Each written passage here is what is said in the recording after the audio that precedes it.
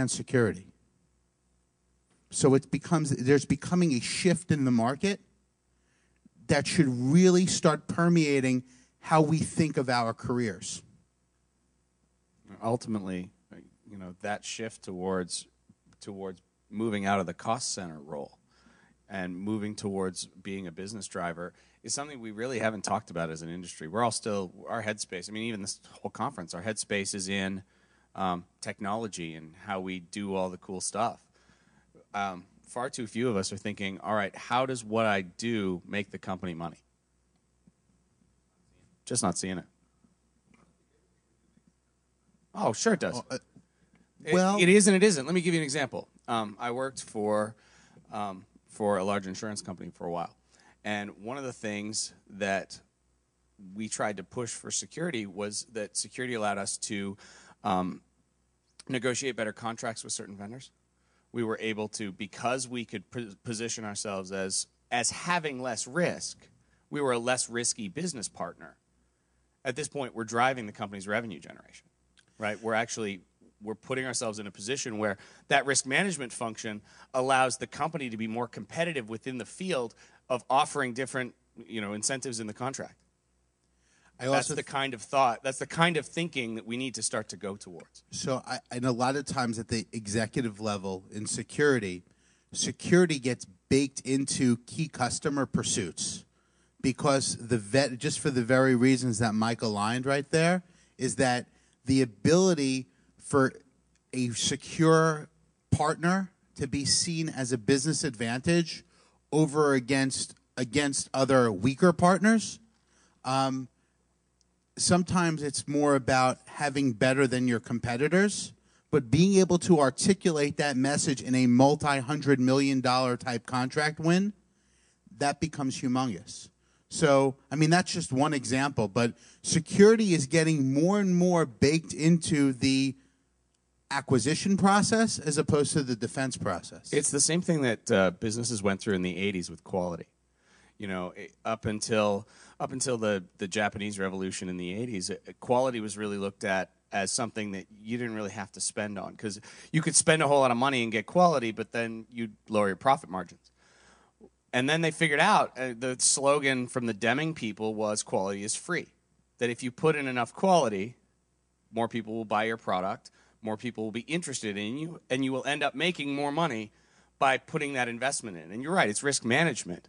Quality is risk management, security is risk management. Ultimately, all it is managing your company effectively, managing your company well, and that's a business advantage. That's a business driver. And if you can teach the organization to articulate that to their customers and in the sales cycle, you become part of the business process. And one of your goals as a security professional should be able to, if you're working in a corporate, to find ways to demonstrate to your employer that you're making them money and not saving them money. Questions? Oh, hold on. In my world, what I see is the head count for pure play InfoSec people dropping.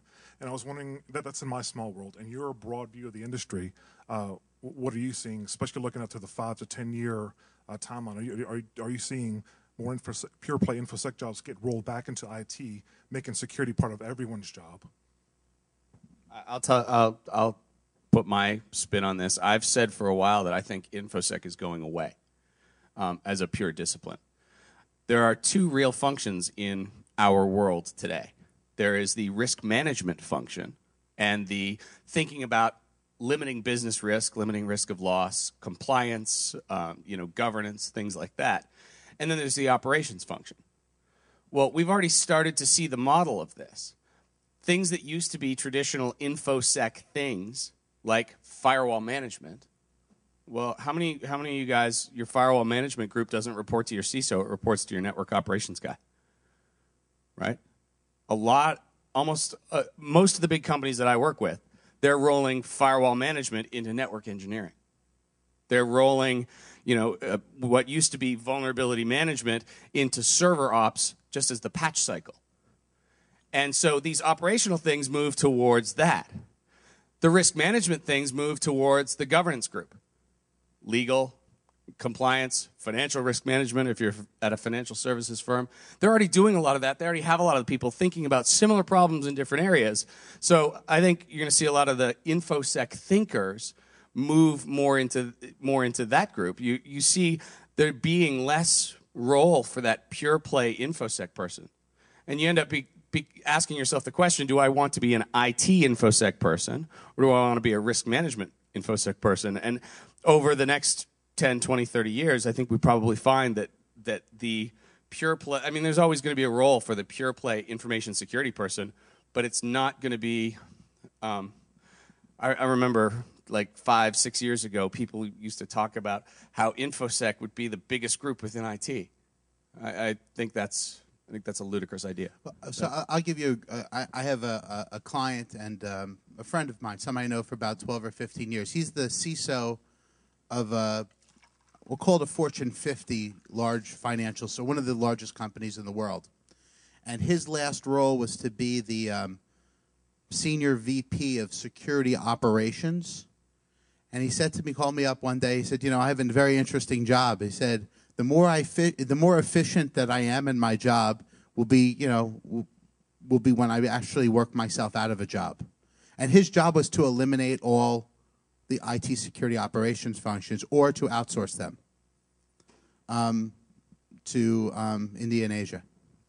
And so do I think that and so it's kind of interesting, right? The government, the big articles before the show, with 20,000 people, our government needs, they've assessed that we need 20,000 information security professionals. So who's right? And I think the answer is this, is that security will continue to be a discipline, but it will be rolled into, it'll become a component of other positions. And,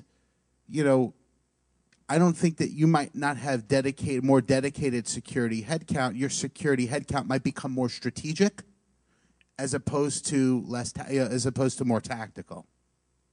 So I think that that's something that we have to think about with our careers.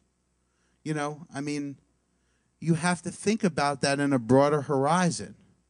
What's the shelf life of my technical skills? What's the law of diminishing returns? How much will somebody really be willing to pay me if I'm the best insert technical security skill here person? And that's the firewall engineer model is a good one to look at. If you go back to 1997, firewall engineers were hot. If you could do firewall engineering, you were very employable. You weren't very employable. You were. You could write your own ticket in New York City. If we found people with, I've been recruiting since 1996 in this space, right? But we were able to find people who had checkpoint firewall skills in that time, 130, 140, 150, and up. And because it was supply demand, right? And now it's a component of the network engineering job, and it's sort of entry level skill. It's expected, right? You'd be expected to know how to administer a firewall. How much of the cool stuff that we do today will be in that same model 13 years from now? Think about pen testing, right? Think about the shift in pen testing from networks to wireless, web application, software security. You're starting to see, look, web apps are still pretty hot, but they're fizzling a little bit.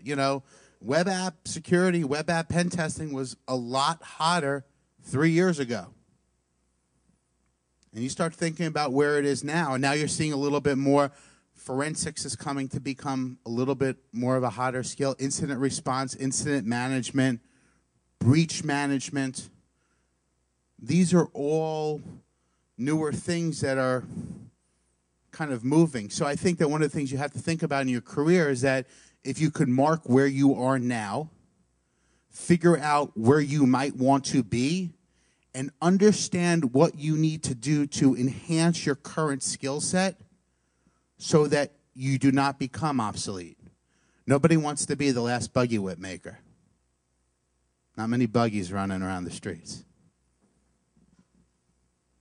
Questions? You want to? Okay, I'll do it. You can run this time.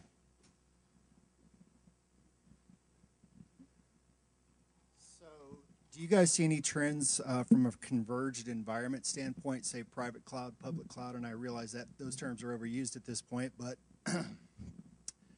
do you see, for instance, if you move your environment into a private cloud or a public cloud, what's the role of the InfoSec professional when, in the cloud?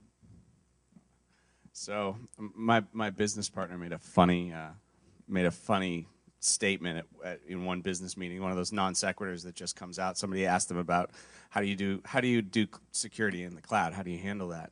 And he said, same way as on the ground.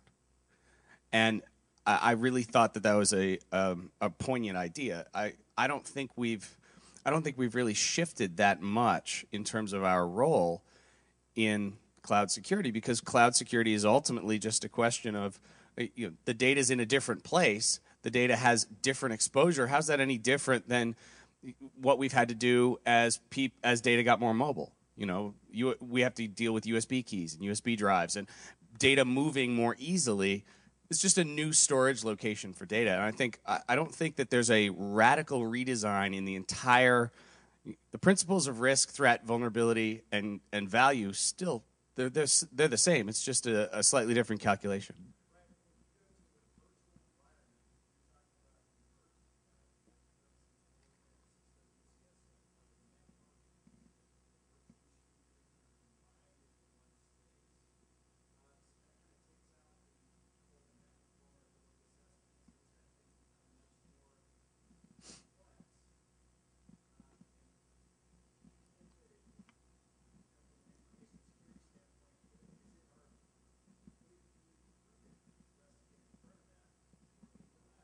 It's always prudent. So it depends on what you're asking. From a career perspective, it's always prudent to be studying what the next thing is. I think you kind of have to, especially in our industry. I rant about our industry a lot because I think our industry is probably one of the hardest industries in the entire world to make a career in, because the security issue is always in the new technology. It's never in.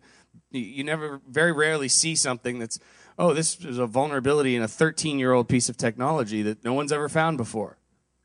It's always in the new stuff. So unlike accounting, where the rules have basically been the same other than a few tweaks for the last 100 years, our industry, if you knew today what you knew in 2005, you would be so obsolete in this industry that you wouldn't even be worth talking to. So that might be a little bit. Everybody's worth talking to. Well, but as far as Mike might be a little overboard. From a hiring perspective, you would be so far behind the game that you're not even relevant. Whereas in lots of other fields, that's not. 5 years is nothing, but in ours, 5 years is huge. So the idea of being ahead of it, absolutely, you're bang on. Cloud and moving to converged environments and the whole thing is going to change our skill set a lot. We're going to have to learn a whole lot of new stuff that we've never learned before. Does it change our role completely? I don't think so. I think we're still the same people. But it's the same question. I bet if we had a time machine and I could have done this talk in 2003, you would have asked me the same question about wireless networks. And maybe in a different form, though. Yeah. But it's the same. It would have been the same kind of question. Now everything's going to be wireless. How does that change our world? It didn't. We had to learn a whole bunch of new stuff. We had to deal with a whole bunch of, oh crap, WEP is cracked. Now our wireless is all messed up. We're going to have to learn that stuff. There's lessons there. But it's the same kind of lessons we've learned with other new technologies along the way. So the key here is this, right? I mean, to take you into the value cycle within an organization, or as companies look for skill and look for talent, right? So if I could put that spin on it, is that when companies go out and they're hiring, right? When something new is a new technology, a new business function, whatever it might be, initially what they do is they need to start seeking out people who can help them solve their problem. And the more current your skills relate to the future problems that a company will have, the more leverage or the more